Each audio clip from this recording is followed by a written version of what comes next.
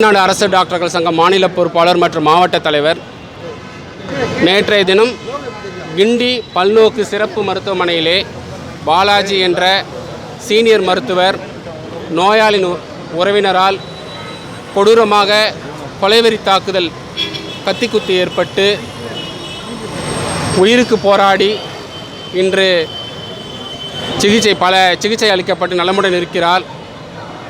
இதே போன்று அண்மை காலமாக அரசு மருத்துவர்கள் மீது தமிழகம் முழுதும் பல்வேறு தாக்குதல், ஏறக்குறைய திருச்சியிலே 2 வாரம் முறை ரவுடி கும்பல் ஒரு டாக்டரை மருத்துவமனை வளாகத்துக்குள்ளே தாக்குதல் நடத்தியது. நேற்றைய தினம் ஸ்டான்லி அரசு மருத்துவமனையில் ஒரு மனநல மருத்துவரை ஒரு நோயாளி தாக்கினார். இந்த மாதிரி சம்பவங்கள் நடந்து கொண்டு தான் இருக்கிறது. தமிழக அரசு இதற்காக எந்த பாதுகாப்பு நடவடிக்கையும் மருத்துவர்களுக்கு கொடுக்கவில்லை.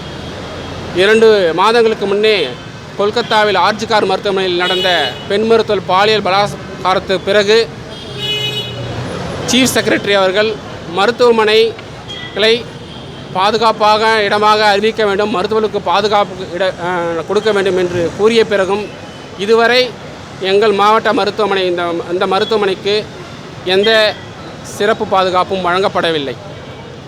ஆகவே நாங்கள் ஒரு பயத்தோடு நேற்று இன்சிடெண்ட்டுக்கு பிறகு ரொம்ப பயத்தோடு தான் நாங்கள் பணி செய்து கொண்டிருக்கின்றோம். ஆகவே அரசு டாக்டர்கள் சங்கம் இன்று தமிழ்நாடு முழுவதும் இருக்கின்ற அனைத்து மருத்துவக் கல்லூரி மருத்துவமனைகள், தலைமை மருத்துவமனைகள் மற்றும் ஆரம்ப சுகாதாரத்தில் புறநோயாளிகள் புறக்கணிப்பும் மற்றும் எலெக்டிவ் சர்ஜரிஸும் நிறுத்தி வைத்திருக்கின்றோம். இதை தவிர எமர்ஜென்சி சர்வீசஸ், அவசர சிகிச்சை பிரிவுகள், IMCU, பச்சிளங்குழந்தை பிரிவு, பிரசவ வார்டு எல்லாமே சிகிச்சைகள் நடந்து கொண்டு தான் இருக்கின்றன. ஒன்று, நேற்று கொலைவெறி தாக்குதல் நடத்திய அந்த இளைஞர்கள் மீது தக்க தண்டனை வழங்க வேண்டும், உரிய தண்டனை வழங்க வேண்டும். 2வது, மருத்துவமனைக்குள் வரும் நோயாளிகளின் கட்டுப்படுத்த டோக்கன் சிஸ்டம் கொண்டு வர வேண்டும்.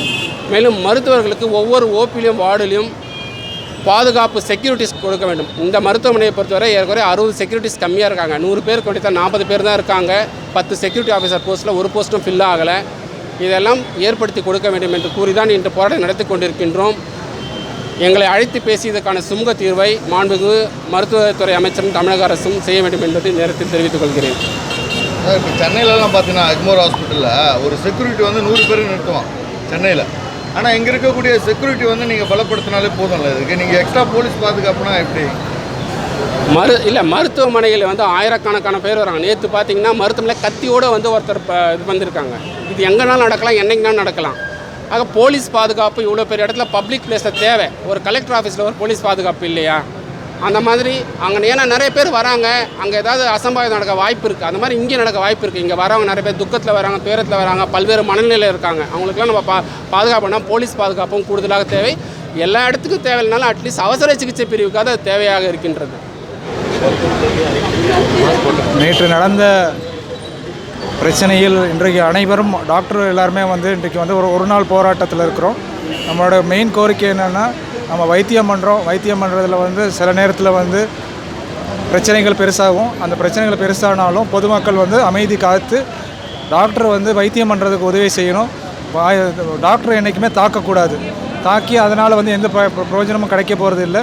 எந்த டாக்டரும் வீணாக மருத்துவம் செய்ய போகிறது இல்லை. எல்லாருமே பிழைக்கணும்னு தான் வைத்தியம் பார்க்குறோம். அதனால் டாக்டர் எப்பயுமே காப்பாற்ற முயற்சி தான் பொதுமக்கள் இருக்கணுமே ஒழிய வன்முறையில் ஈடுபடக்கூடாது. இதுதான் எங்களோட முக்கிய கருத்து. இது போன்ற சம்பவம் மறுபடியும் நடக்கக்கூடாது. அதுக்கு அரசாங்கம் அதுக்கு தேவையான சட்ட ஒழுங்கை கண்டிப்பாக சீர்திருத்த நமக்கு வேண்டும். இதுவே நம்மளுடைய கோரிக்கை. நன்றி. டாக்டர் சுபாஷ், கவர்மெண்ட் ஹாஸ்பிட்டல், திருவள்ளூர்.